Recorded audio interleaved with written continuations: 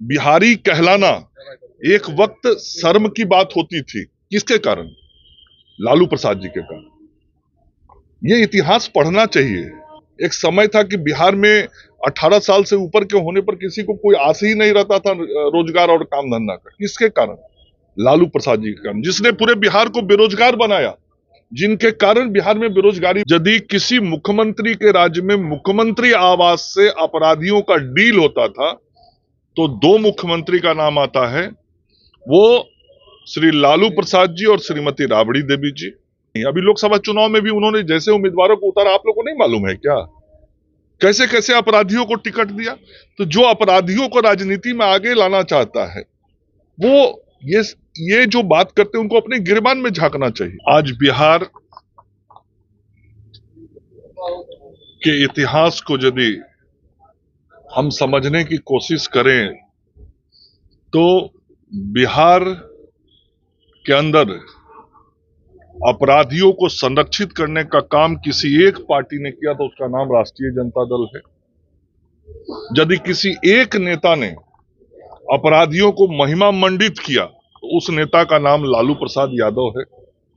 यदि किसी मुख्यमंत्री के राज्य में मुख्यमंत्री आवास से अपराधियों का डील होता था तो दो मुख्यमंत्री का नाम आता है, वो श्री लालू प्रसाद जी और श्रीमती राबड़ी देवी जी। यदि किसी सरकार के बारे में हाईकोर्ट की टिप्पणी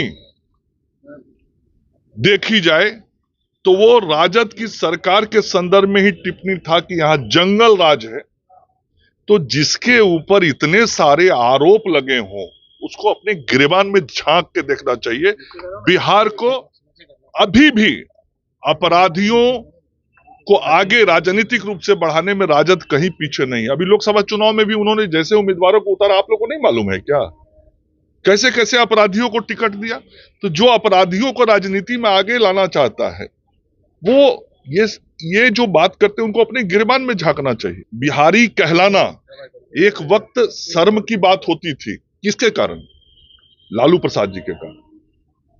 ये इतिहास पढ़ना चाहिए।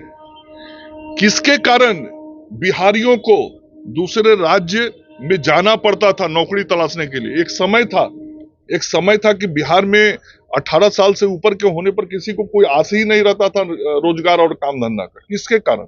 लालू प्रसाद जी के कारण, जिसने पूरे बिहार को बेरोजगार बनाया, जिनके कारण बिहार में बेरोजगारी बढ़ी। उनको अपने चीजों को देखना और समझना चाहिए।